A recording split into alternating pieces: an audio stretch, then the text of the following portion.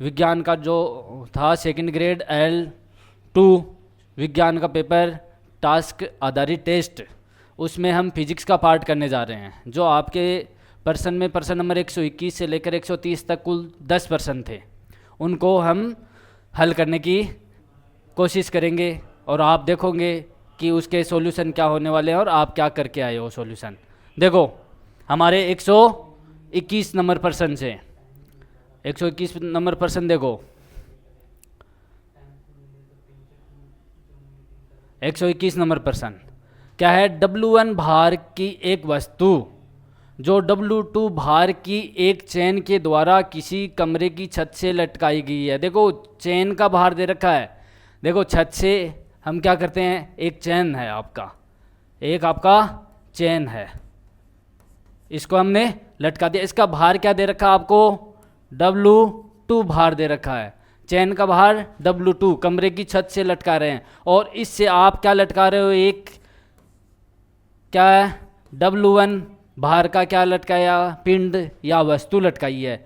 तो क्या कह रहा है कि छत चैन को जिस बल से खींचती है वह बल क्या है, छत खींचेगी। देखो नीचे की तरफ बल कौन सा लगेगा, सबसे पहले नीचे की तरफ आपको W1 भार और W2 भार ये हैं, तो आपका टोटल इस बल के बराबर हो जाएगा W1 प्लस W2।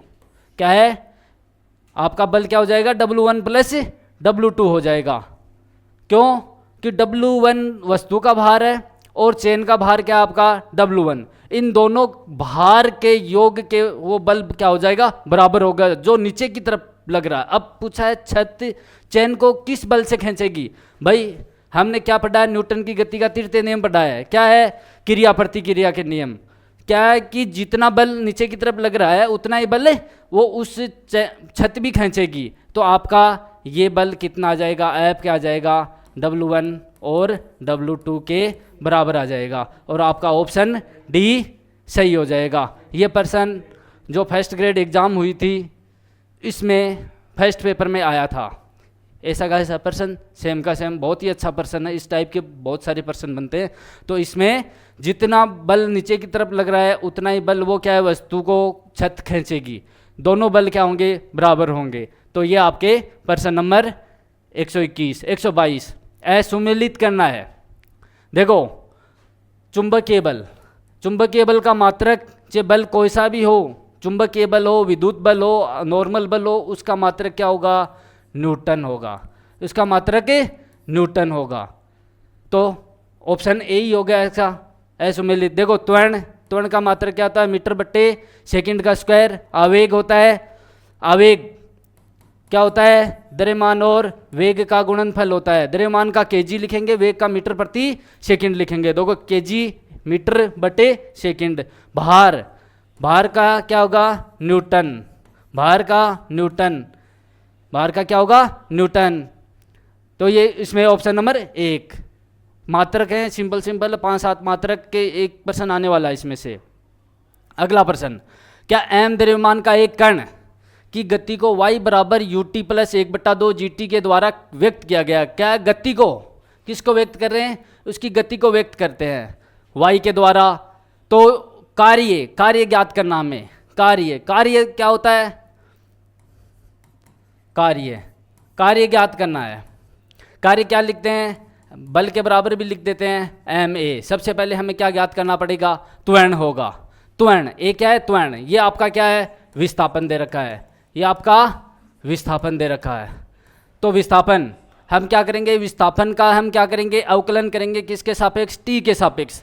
थोड़ा सा क्या है, अवकलन है इसमें, तो टी के सापेक्ष। देखो आपका क्या है, dy बट्टे dt बराबर ut। टी है ना, टी के सापेक्ष कर रहे हैं। टी का क्या हो जाएगा, एक हो जाएगा u आ जाएगा। टी का क्या हो जाएगा, 2t 2gt बटे 2 से 2 कट गया। फिर क्या चाहिए, देखो ये आपका क्या है, वेग है।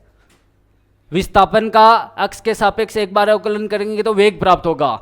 अगर दूसरी बार अवकलन पुनः करेंगे तो क्या बचेगा, d2y बटे dt स्क्वायर। क्या आ जाएगा आपका, t इसमें है नहीं, ये आपका क्या है, t नहीं है तो ये 0। इसमें टी है, टी का क्या हो जाएगा 1, तो क्या जाएगा जी। ये आपका क्या हो गया ए बराबर जी। ये आपका क्या प्राप्त हो गया, त्वरण प्राप्त हो गया। क्या प्राप्त हो गया, त्वरण। अब देखो द्रव्यमान कितना दे रखा है, एम दे रखा है। द्रव्यमान क्या दे रखा है, एम, और त्वरण क्या दे रखा है आपका जी। तो ये आपका क्या कार्य भी बोल सकते हैं इसको, या इसका बल भी बोल सकते हैं। कार्य करने वाला बल पूछा है इसमें, कार्य करने वाला बल पूछा है। क्या है कार्य करने वाला बल, आपका F बराबर एम ए क्या निकल कर आया, जी के बराबर। यहाँ से सीधा भी देख सकते हो आप। यह आपका गति का कौन सा समीकरण है, सेकंड। S बराबर u t plus 1/2 g t square आप लिखते हो, या S बराबर u t plus 1/2 a t square. A क्या है, त्वरण है। देखो ए से तुलना करोगे तो जी आ जाएगा, और आप सीधा भी इसको कर सकते हो। आपका ऑप्शन ए इसका राइट आंसर हो जाएगा।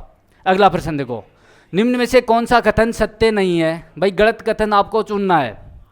पहला देखो, घर्षण बल प्रतिरोधी बल होता है। प्रतिरोधी बल कैसे हो गया, देखते हैं। देखो कोई वस्तु को हम खुरदरी सतह पर रखते हैं और बल लगाते हैं।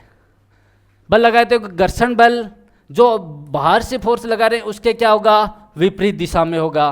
तो क्या हो गया, प्रतिरोधी। क्या हो गया, विरोध करता है, प्रतिरोधी हो गया।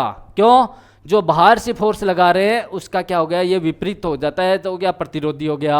घर्षण बल विद्युत चुंबकीय बल होता है, सही बात है, चुंबकीय बल ये होता है। तीसरा बात, घर्षण बल का मान संपर्क सतह के क्षेत्रफल पर निर्भर करता है, नहीं करता भाई।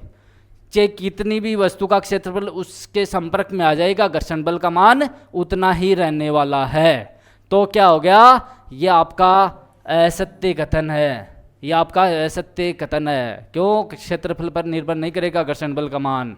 सीमांत घर्षण बल सर्वाधिक होता है। सीमांत घर्षण बल वो होता है जब जो स्थैतिक घर्षण बल होता है वो उसका अधिकतम मान को क्या बोलते हैं, सीमांत घर्षण बल होता है, और वो सबसे ज़्यादा होता है।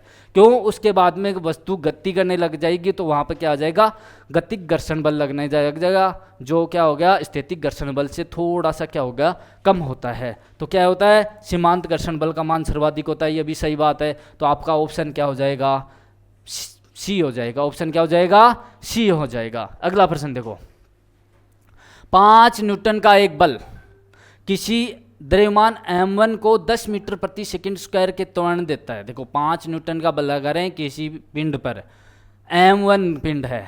देखो ये आपका m1 पिंड है, इस पर कितना लगा रहे हैं, 5 न्यूटन का बल लगा रहे हैं, और इसका त्वरण क्या आ जाएगा, a बराबर क्या आ जाएगा, 10 आ जाएगा ना। क्या है, क्या दे रखा है, 10 मीटर प्रति सेकंड का स्क्वायर दे रखा है। दूसरा कह रहा है कि एक और पिंड आपका m2, उस पर भी कितना लगा रहे हैं, 5 न्यूटन का बल लगा है, और उसका त्वरण क्या हो जाएगा, दे रखा है 20 मीटर प्रति सेकंड का स्क्वायर। ठीक है, त्वरण देता। अगर दोनों द्रव्यमान, अब कह रहा है कि दोनों द्रव्यमान आपके साथ हैं, दोनों को एक साथ जोड़ दिया, इनको m1 को और m2 को, और फिर लगा रहे हैं कि 5 न्यूटन का बल लगा रहे हैं, तो पूछ लिया कि त्वरण क्या होने वाला है। देखो हमें सबसे पहले यहाँ से द्रव्यमान निकालने पड़ेंगे। द्रव्यमान क्या होता है आपको पता है, द्रव्यमान और बल में क्या संबंध होता है, F बराबर एम ए, F बराबर एम ए होता है ना। तो देखो A आपका दिया हुआ है दोनों में, और F दिया हुआ है, तो निकालो। देखो मैं निकाल देता हूँ, F m1 A1, F कितना है 5 न्यूटन, m1 हमें नहीं पता है, ज्ञात करेंगे। A कितना है 10 है A1, तो m1 यहाँ पे से क्या निकल रहा है, ये गुणा में है तो भाग में चला जाएगा दूसरी तरफ, 5/10, और m1 क्या आ जाएगा आपका 1/2 kg। देखो m1 कितना आ जाएगा 1/2। इसी प्रकार m2 निकालोगे, F क्या जाएगा m2 A2, दोनों बल समान है, 5 न्यूटन ये है आपका, m2 नहीं दे रखा है, A2 दे रखा है 20, m2 यहाँ से निकालोगे आप तो 5/20, 5/20 करोगे तो 1/4 kg। देखो अब यहाँ पे टोटल द्रव्यमान कितना है भाई, यहाँ इसका पिंड का क्या है, दोनों को साथ कर दिया तो क्या हो जाएगा m1 प्लस m2 हो जाएगा, दोनों को साथ किया तो क्या हो जाएगा 1/2 और 1/4, दोनों के द्रव्यमान है, तो आपके दोनों जोड़ोगे तो 3/4 कितना हो जाएगा, 3/4 kg द्रव्यमान आ जाएगा। अब देखो वही हमारे बार बल वाला सूत्र, एम ए पूछा है हमें, एम 3/4 है, ये 5 है, 5 बराबर 3/4 इंटू ए निकालोगे आप कितना आ जाएगा, 4 को 5 गुणा 4/3, 5 20/3, 20 में 3 का भाग लगाओगे क्या आ जाएगा, 6.67, क्या आ जाएगा, मीटर प्रति सेकंड का स्क्वायर, मीटर प्रति सेकंड का स्क्वायर। ऑप्शन देखो कौन सा आपका, 6.67 मीटर प्रति सेकंड का स्क्वायर, 20 में 3 का भाग लगाओगे तो ऑप्शन नंबर सी आ जाएगा। थोड़ा सा बड़ा प्रश्न है लेकिन एक ही सूत्र लग रहा है, एफ बराबर एम ए, M1 निकाल लोगे आप, फिर M2 निकाल लोगे, M1 क्या आ जाएगा 1/2 kg, M2 आ जाएगा 1/4 kg, दोनों को साथ मिला दिया तो टोटल द्रव्यमान कितना आ जाएगा 3/4 kg, और वहाँ से आपका क्या निकल जाएगा, त्वरण निकल जाएगा। बहुत ही अच्छा क्वेश्चन है, इस प्रकार के क्वेश्चन छोटे छोटे क्वेश्चन बनते हैं। अगला प्रश्न देखो, दो वस्तुओं पर बारी बारी से समान बल लगाने पर, भाई दो वस्तुएं हैं, देखो आपकी वस्तु ए एफ बल लगा रहा है, वस्तु बी क्या लगा रहे हो, एफ, वस्तु ए और वस्तु क्या है, बी है, दोनों पर क्या है लगा रहे हैं, समान बल लगा रहे हैं। और त्वरण पूछ लिया इसने कि त्वरण का अनुपात क्या दे रखा है इसने, A1 अनुपात A2, क्या दे रखा है 2:5। तो हमें क्या पूछा है, M1 अनुपात M2, उनके द्रव्यमान को क्या अनुपात है, देखो दोनों बल समान है, दोनों बल समान है, तो देखो F1 बराबर क्या है F2 है, समान है दोनों बल। F बल क्या लिखते हो, F बराबर एम ए, एक ही सूत्र है हमारे पास, F बराबर एम ए, तो देखो क्या होगा M1 A1 M2 A2, सीधा सा बात है, सीधी सी बात है ये। अब देखो हमें क्या ज्ञात करना है, M1 अनुपात M2, तो देखो हमें क्या ज्ञात करना है, M1/M2, ये तो ज्ञात करना है M1/M2। क्या हो जाएगा, देखो M1 इधर है, M2 को इधर भेज दिया, भाग में चला गया, ये A2 इधर आ जाएगा, दूसरी तरफ ये आ जाएगा A1, क्या है A2/A1, लेकिन हमें क्या दे रखा है, A1/A2 दे रखा है, क्या दे रखा है, ये दे रखा है, क्या है ये है A1/A2 है। अगर मैं इसको A2/A1 लिखूँ तो क्या हो जाएगा, ये 5/2 हो जाएगा, क्या हो जाएगा 5/2, ये आपका क्या आ जाएगा, क्या आ जाएगा 5/2,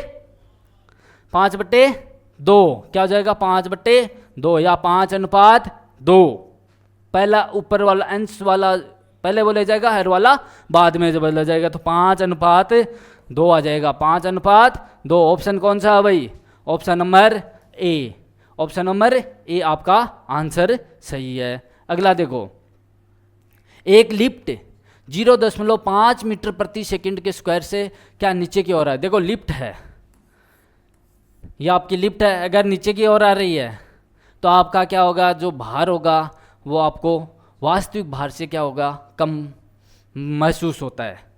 ये नॉर्मली हम देखते भी हैं, कहीं पे मॉल वगैरह में जाते हैं और लिफ्ट में देखते हैं, ऊपर की तरफ जाती है तो हमें थोड़ा सा क्या पता नहीं चलता है, लेकिन बाहर क्या हो जाता है, अपेक्षाकृत ज़्यादा होता है वो, लेकिन जैसे ही फिर लिफ्ट नीचे की तरफ आते हैं तो हम अपने आप को हल्का महसूस करते हैं, क्या करते हैं, हल्का महसूस करते हैं इसमें। तो देखो लिफ्ट नीचे की ओर आ रही है, किस त्वरण से, 0.5 मीटर प्रति सेकंड के स्क्वायर से, लिफ्ट क्या आ रही है, नीचे की तरफ आ रही है।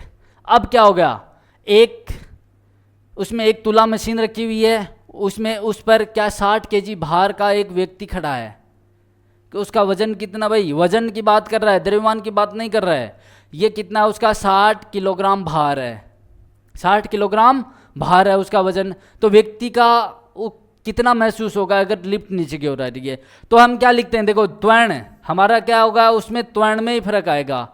त्वरण अगर नीचे की तरफ आ रही तो G माइनस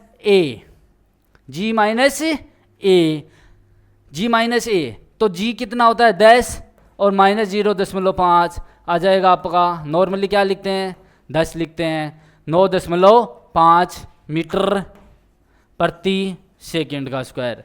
अब आपको पता है W, ये क्या होता है आपका, इसको W भी लिख सकते हैं ना हम, W बराबर क्या लिखते हैं mg, तो डब्ल्यू डैश क्या लिखोगे, एम जी डैश, ठीक है। तो जी डैश आपका क्या निकल कर आया, ये निकल कर आया 9.5 मीटर प्रति सेकंड स्क्वायर। तो निकालो एम का दे रखा आपको 60 और ये आ जाएगा 9.5, गुणा करोगे आपको आ जाएगा ये 570.5, मतलब 570 न्यूटन उसको क्या भार महसूस होता है, 570 न्यूटन। तो क्या हो जाएगा, आपका ऑप्शन सी हो जाएगा, आपका ऑप्शन सी हो जाएगा। देखो आपके जो बुकलेट दे रखी है उसमें ये % थोड़ा सा चेंजमेंट है, उसके अनुसार वो 600 आने वाला है। क्यों, उसमें दे रखा है कि एक लिफ्ट है, यही दे रखा है, देखो उसमें ये दे दिया 0.5 मीटर प्रति सेकंड के वेग से नीचे की तरफ आ रही है, बस इतना ही दे दिया।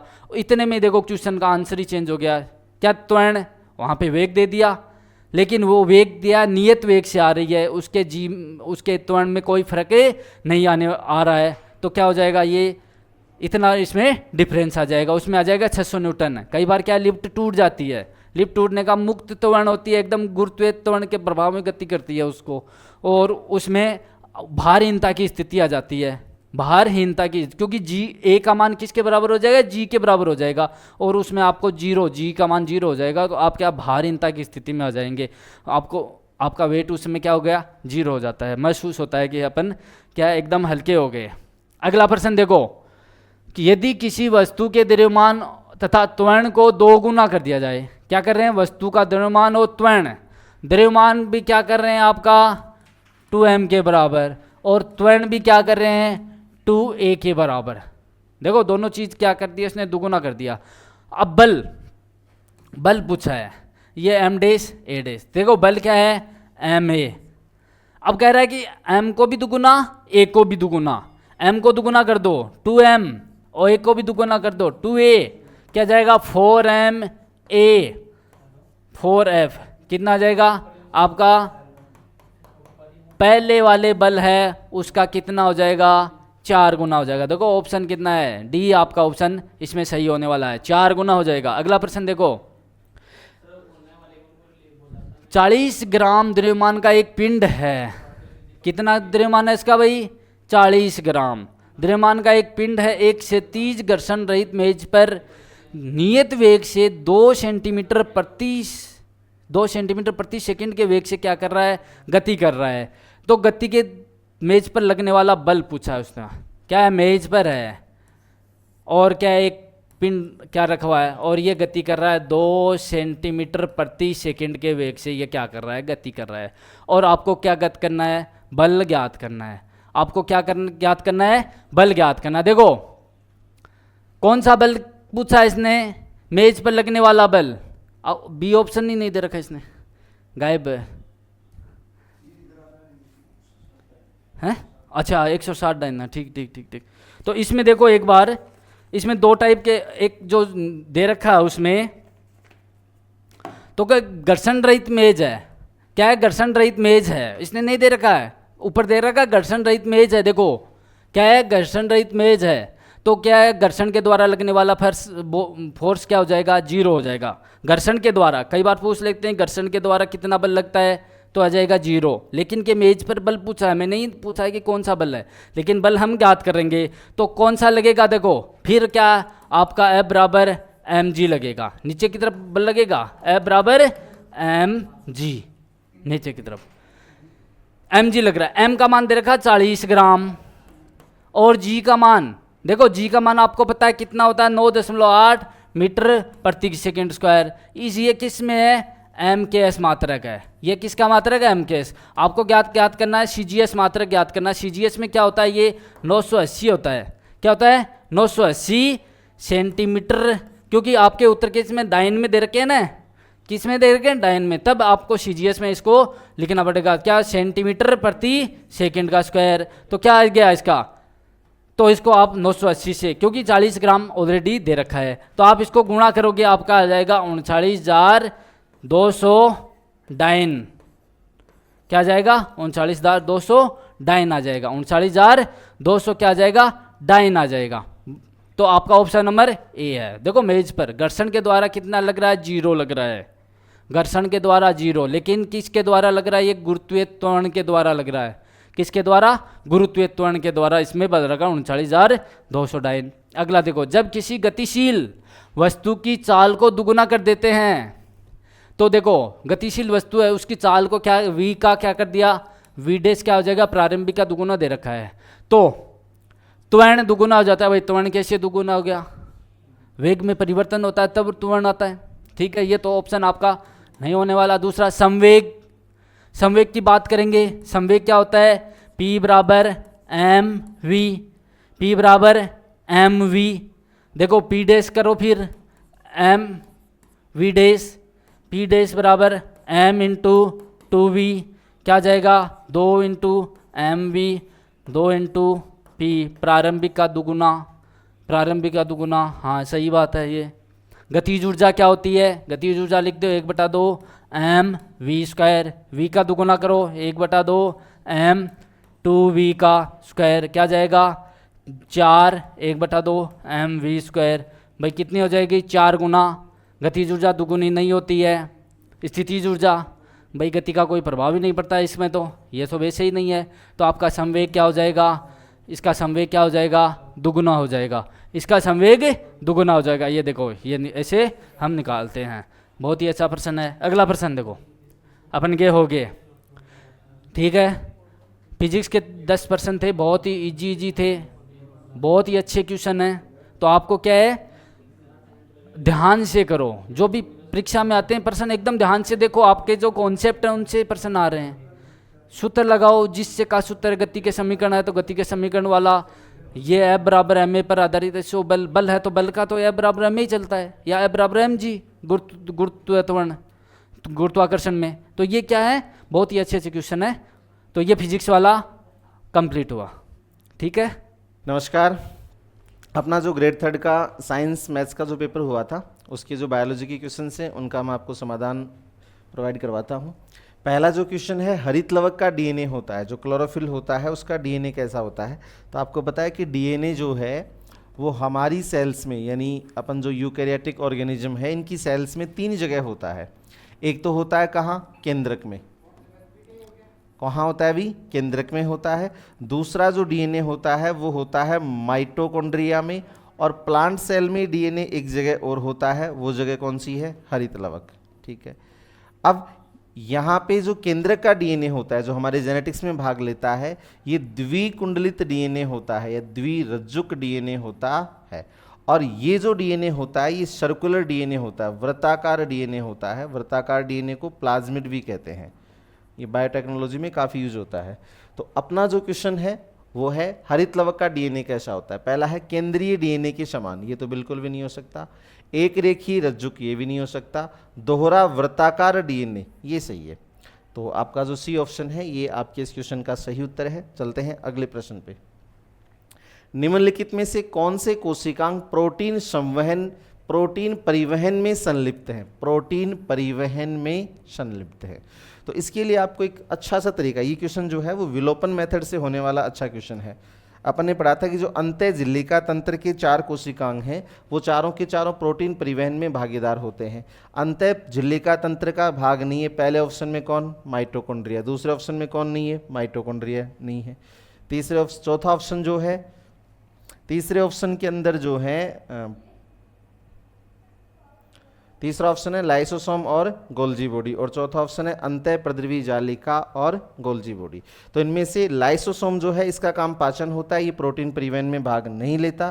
तो आपका जो ऑप्शन हो गया वो डी ऑप्शन हो गया।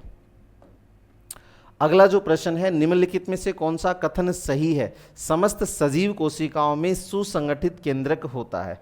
सुसंगठित केंद्रक होता है लेकिन समस्त में नहीं होता, केवल यूकैरियोटिक कोशिकाओं में होता है, प्रोकैरियोटिक में नहीं होता। जंतु और पादप दोनों कोशिकाओं में सुस्पष्ट कोशिका भित्ति का अभाव होता है। ये बात भी गलत है, क्योंकि जंतु कोशिकाओं में तो कोशिका भित्ति का अभाव होता है लेकिन पादप कोशिकाओं में कोशिका भित्ति का अभाव नहीं होता। तीसरा, असीम केंद्रिकी, ये एक अच्छा वर्ड है। असीम केंद्रिकी का मतलब है प्रोकैरियोटिक। एक होता है ससीम केंद्रिकी, एक होता है असीम केंद्री। तो प्रोकैरियोटिक जो कोशिकाएं होती हैं उनमें हमें पता है कि कोशिका के केंद्रक का जो आवरण होता है, जिसको कोशिका कला कहते हैं, तो वो जो कलायुक्त कोशिकांग होते हैं उनका अभाव होता है प्रोकैरियोटिक कोशिकाओं में। ये बात बिल्कुल सही है। झिल्ली युक्त जो कोशिकांग होते हैं वो प्रोकैरियोटिक कोशिकाओं में नहीं पाए जाते हैं। अगला जो अपना प्रश्न है वो है कोशिकांग जिसमें बहुत अधिक बहुरूपता। ये क्वेश्चन आपको देखते उत्तर टिक हो जाना चाहिए। बहुरूपता मतलब किस में पाई जाती है? लाइसोसोम में पाई जाती है। कोशिका में एल्यूरोप्लास्ट, तो आपको बताया था आवरणीय लवक जो होते हैं यानी जो ल्यूकोप्लास्ट होते हैं वो 3 प्रकार के होते हैं। एक होता है एमाइलोप्लास्ट, एक होता है एल्यूरोप्लास्ट और एक होता है इलियोप्लास्ट। 3 प्रकार के आवरणीय लवक होते हैं। इन तीनों का काम होता है फूड स्टोरेज, खाद्य संग्रहण करना। इलियोप्लास्ट में जो संग्रहण होता है वो वसीय पदार्थों का, वसा का होता है। एमाइलोप्लास्ट में जो संग्रहण होता है वो कार्बोहाइड्रेट का होता है और जो एल्यूरोप्लास्ट है इसमें संग्रहण होता है प्रोटीन का। और ये तीनों के तीनों किसके टाइप हैं? ये तीनों के तीनों टाइप हैं आवरणीय लवक के, जो केवल पादप कोशिकाओं में, लवक जो होते हैं वो केवल प्लांट सेल में पाए जाते हैं, एनिमल सेल्स में नहीं पाए जाते। अब आपसे पूछ रहा है एल्यूरोप्लास्ट में कौन सा पदार्थ संचित होता है? तो एल्यूरोप्लास्ट में संचित होता है प्रोटीन, सी ऑप्शन। प्रोटीन हमारे शरीर का निर्माणात्मक पदार्थ है। निम्नलिखित में से कौन सा एक झिल्लीदार कोशिकांग नहीं है? तो कौन से कोशिकांग में झिल्ली नहीं होती? तो आपको बताया लाइसोसोम में एकल झिल्ली होती है, अंतःप्रद्रवी जालिका में एकल झिल्ली होती है, माइटोकॉन्ड्रिया में दोहरी झिल्ली होती है, राइबोसोम जो है इसमें झिल्ली नहीं होती। ये झिल्ली रहित कोशिकांग है। इसको अपन नग्न कोशिकांग या न्यूड ऑर्गेनल भी कह सकते हैं। अगला प्रश्न क्या है? मीजोसोम्स उपस्थित होते हैं। तो मीजोसोम्स होते क्या है? मीजोसोम्स जीवाणु या फिर अपन कह सकते हैं प्रोकैरियोटिक कोशिकाओं में माइटोकॉन्ड्रिया की समान संरचना होती है। जीवाणु या प्रोकैरियोटिक कोशिकाओं में किसके स्थान पर होती है? माइटोकॉन्ड्रिया के स्थान पे। माइटोकॉन्ड्रिया के अंदर कौन सी रिएक्शन होती है? श्वसन की अभिक्रिया होती है। तो प्रोकैरियोटिक कोशिकाओं में श्वसन का काम कहाँ होता है? मीजोसोम्स पर होता है। प्रोकैरियोटिक कोशिकाओं में श्वसन की जो अभिक्रिया है वो कहाँ होगी? मीजोसोम्स पे होगी। पहला ऑप्शन है कोशिका भित्ति के निर्माण में, इसका कोई योगदान नहीं है। डीएनए रेप्लिकेशन में कोई मतलब नहीं है। प्रोटीन संश्लेषण में कोई यूज नहीं है। श्वसन में हाँ इसमें होगा। तो डी ऑप्शन जो है वो आपका राइट ऑप्शन है। मीजोसोम्स को बैक्टीरियल माइटोकॉन्ड्रिया भी कहते हैं। माइटोकॉन्ड्रिया की बादल, खूब अच्छा क्वेश्चन है। माइटोकॉन्ड्रिया के बादल कहाँ पाए जाते हैं? अंडाणु में पाए जाते हैं। निम्नलिखित में से कौन सा कोशिकांग अंतः झिल्लिका तंत्र का भाग नहीं है? तो अंतः झिल्लिका तंत्र के भाग हैं, एक तो एंडोप्लाज्मिक रेटिकुलम, एक होता है लाइसोसोम, एक होता है रिक्तिका और एक होता है गोल्जी बॉडी या गोल्जी काय। ये जो 4 हैं ये अंतः झिल्लिका तंत्र के भाग हैं। अब आपको ऑप्शन में देखिए इनके अलावा कौन सा ऑप्शन दे रखा है? तो इनके अलावा ऑप्शन दे रखा है माइटोकॉन्ड्रिया। माइटोकॉन्ड्रिया अंतः झिल्लिका तंत्र का भाग नहीं है। अगला जो प्रश्न है वह कोशिकांग जो ड्रग्स के डिटॉक्सिफिकेशन, निराविषीकरण, डिटॉक्सिफिकेशन का मतलब है निराविषीकरण यानी जहरीले पदार्थों के प्रभाव को कम या समाप्त करना। और ये काम हमारे शरीर में कौन सा अंग करता है? अंग पूछे तो लीवर। और कौन सा कोशिकांग करता है? तो याद रखना चिकनी अंतःप्रद्रवी जालिका, चिकनी अंतःप्रद्रवी जालिका, जिसका की ऑप्शन दे रखा है फर्स्ट ऑप्शन। हालांकि यहाँ चिकनी दे रखा, केवल अंतःप्रद्रवी जालिका दे रखा है। अंतःप्रद्रवी जालिका का जो भाग होता है चिकनी अंतःप्रद्रवी जालिका, वो डिटॉक्सिफिकेशन का काम करती है। तो ये अपने बायोलॉजी के क्वेश्चंस थे जिनका समाधान आपको प्राप्त हो गया होगा।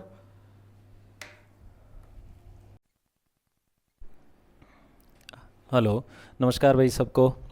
आपके ग्रेड 3 का L2 का पेपर लिया था टेस्ट सीरीज़ का, जो इसके अंदर 141 नंबर क्वेश्चन से अपने केमिस्ट्री के शुरू हुए थे। इनके अंदर सबसे पहला क्वेश्चन आपको ये दिया था, यौगिक के लिए निम्न में से कौन सा कथन सत्य है? राइट स्टेटमेंट आपको बताना है। कौन सा राइट स्टेटमेंट आपको बताना है? 2 या 2 से अधिक तत्व क्रिया कर नए यौगिक का निर्माण करते हैं। ठीक है, तो ये बात किसके लिए? यौगिक के लिए सही है कि 2 या 2 से अधिक तत्व हैं वो मिलकर के नए कंपाउंड का निर्माण करते हैं। यौगिक जिन घटकों से मिलकर बना है उन्हें भौतिक विधियों से अलग किया जा सकता है। तो भौतिक विधियों से नहीं कर सकते, अपन किससे करते हैं, रासायनिक विधियों से पृथक करते हैं। तो ये स्टेटमेंट कैसा हो गया, रॉन्ग। ये वाला कैसा है, राइट। अगला, जिन घटकों से मिलकर बना है उन्हें रासायनिक या विद्युत रासायनिक क्रिया से पृथक किया जा सकता है। तो रासायनिक विधियों से अपन सेपरेट कर सकते हैं, ये राइट स्टेटमेंट है। यौगिक में उपस्थित घटकों के गुणधर्मों को, सभी घटकों के गुणधर्मों को दर्शाता है। इसमें यौगिक में उपस्थित सभी घटकों के गुणधर्मों को दर्शाता है, नहीं दर्शाएगा। जैसे H2O की अपन बात करें तो इसमें कौन कौन से घटक हैं, एक हाइड्रोजन और एक कौन है, ऑक्सीजन। तो ये H2O दोनों को नहीं दर्शाएगा, हाइड्रोजन के गुणों को भी नहीं दर्शाएगा और ऑक्सीजन के भी नहीं दर्शाएगा, ये अपने गुण अलग से रखता है। इसका मतलब ये भी रॉन्ग स्टेटमेंट हो गया। कौन सा स्टेटमेंट सत्य आपको पूछा है तो A और C राइट है। इसका आंसर कौन सा हो जाएगा, C ऑप्शन राइट हो जाएगा। कौन सा हो जाएगा, C ऑप्शन राइट हो जाएगा। नेक्स्ट क्वेश्चन अपन देखें, निम्न में से कौन सी वस्तुएं शुद्ध पदार्थ हैं। शुद्ध पदार्थ के लिए आपको बताया था, पदार्थ की बात की थी, दो टाइप के, एक कौन सा शुद्ध और एक कौन सा अशुद्ध। शुद्ध और दूसरा कौन सा है, अशुद्ध। शुद्ध कौन से होते हैं, इसके अंदर अपन एलिमेंट की बात करते हैं और कंपाउंड की बात करते हैं, यौगिक की, और इसके अंदर अपन बात करते हैं मिश्रण की। अब आपसे ये पूछा है कि शुद्ध पदार्थ कौन से हैं, तो इन दोनों में से छांटना है। तो आप देखो, बर्फ का फॉर्मूला आप H2O लिखते हो, यौगिक है। पारा आप क्या लिखते हो, मरकरी Hg। वायु गैसों का मिश्रण है। और इधर दूध क्या है, ये भी गैस है, तो O2 N2 ये सब मिश्रण है। ये दूध भी क्या है, कोलाइडी सॉल्यूशन, मतलब ये भी क्या है, मिश्रण। ये भी क्या हुआ, मिश्रण। ठीक है, अब ये दो तो मिश्रण है, ये दोनों क्या है, यौगिक और तत्व। तो ये वाला तत्व है एलिमेंट और ये वाला क्या है, यौगिक। ये दो नीचे वाले क्या हो गए, मिश्रण। इसका मतलब कौन सा राइट स्टेटमेंट है, तो आप देखो, शुद्ध पदार्थ की बात करो तो A और B राइट स्टेटमेंट हो जाएगा। केवल A और B इसका राइट स्टेटमेंट हो गया। मतलब सही आंसर कौन से हो गए, बर्फ और पारा। नेक्स्ट क्वेश्चन, पनीर निम्न में से किसका उदाहरण है। तो पनीर किसका उदाहरण है, तो इसके अंदर आता है आपके जेल का उदाहरण है। तो ये सीधा आपको याद रखना है, किसका है, जेल का उदाहरण है। ठीक है, फिर इसके बाद निम्न में से विषमांगी मिश्रण का उदाहरण है। विषमांगी कौन सा होता है भाई, विषमांगी तो जिसके अंदर घटक क्या हो, अलग अलग, और सांद्रता क्या होनी चाहिए विषमांगी मिश्रण के अंदर, मिलाए गए घटकों की सांद्रता पूरे सॉल्यूशन के अंदर या पूरे मिश्रण के अंदर अलग अलग हो, तो उसको हम क्या बोलते हैं, विषमांगी मिश्रण। तो जल और एल्कोहल का मिश्रण, तो इसमें क्या होता है, एल्कोहल पानी के अंदर मिलाओगे तो ये कंप्लीट रूप से क्या हो जाएगा, मिक्स हो जाएगा। ठीक है, उसके बाद ब्लड कैसा होता है, कोलोइडी सॉल्यूशन होता है। कैसा होता है, कोलोइडी। और कोलोइडी कैसा होता है, कोलोइडी के अंदर आप देखोगे माइक्रोस्कोप से तो अलग अलग दिखेंगे। तो ये कैसा है, विषमांगी। फिर अपन तेल जल का मिश्रण, तो आपको पता है तेल ऊपर रहता है और पानी नीचे रहता है, तेल हल्का है, तो इसका मतलब ये भी कैसा है, विषमांगी। ये भी कैसा है, विषमांगी। और ये भी कैसा हुआ, विषमांगी। ठीक है, और ये वाला कैसा हो गया, सममांगी। अगले बात करें लकड़ी की, तो लकड़ी भी कैसा है, लकड़ी भी कैसा है, विषमांगी। लकड़ी भी कैसा हो जाएगा, विषमांगी। ठीक है, तो ये कौन कौन से हो जाएंगे, बी, सी और डी। ऑप्शन देखो आप, केवल बी, सी, डी, बी नंबर ऑप्शन हो जाएगा। ठीक है, नेक्स्ट क्वेश्चन है, सोडियम क्लोराइड को जल के विलयन से पृथक करने के लिए निम्न में से कौन सी विधि काम में ली जाती है। तो आप देखो, सोडियम क्लोराइड की बात कर रहे हो आप, किसकी बात कर रहे हो, सोडियम क्लोराइड पानी में तो घुला हुआ है, इसका मतलब समुद्री जल से आप नमक प्राप्त कर रहे हो। और समुद्री जल से नमक प्राप्त करने की प्रक्रिया को हमने लिखाया है आपको, और कौन सी होती है, क्रिस्टलाइजेशन। पहले क्या करना होता है, इसको पहले आपको इसको सांद्रित करना होता है। गर्म करोगे तो पानी है वो वाष्पित हो जाएगा और कंसंट्रेशन क्या हो जाएगी इसकी ज़्यादा। फिर क्या करोगे आप, ठंडा करोगे तो ये इसके क्रिस्टल बनना शुरू हो जाएंगे और फिर इनको सेपरेट कर लोगे, तो क्रिस्टलाइजेशन इसके अंदर आता है। नेक्स्ट, अगला क्वेश्चन है अपना पोटेशियम का प्रतीक। तो सीधा सीधा आपको पता है पोटेशियम, पोटेशियम का नाम तो किससे शुरू होता है, किससे शुरू होता है, पी से, लेकिन इसका प्रतीक क्या होता है, के होता है। ये ध्यान रखना है, क्यों, क्योंकि ये केलियम से लिया गया है। किससे लिया गया है, केलियम से। नेक्स्ट, निम्न में से कौन सा तत्व एक परमाणुक है। तो कौन सा एलिमेंट है जिसके अंदर एक परमाणुक है, मतलब आपको पूछा क्या है, परमाणुकता पूछी है। क्या पूछी है, परमाणुकता। और किसी भी एलिमेंट के अंदर नंबर ऑफ एटम्स वही क्या है, उसकी परमाणुकता। परमाणुओं की संख्या ही परमाणुकता है। इसमें कितने हैं, 2, तो ये कितनी हो गई इसकी परमाणुक, द्विपरमाणुक। ये कितना, 1, ये कितना, 2, तो कौन सा आंसर हो गया, Na, मतलब सोडियम। नेक्स्ट क्वेश्चन है, नीचे दिए गए अणुओं के युग्मों में से यौगिकों के युग्म की पहचान कीजिए।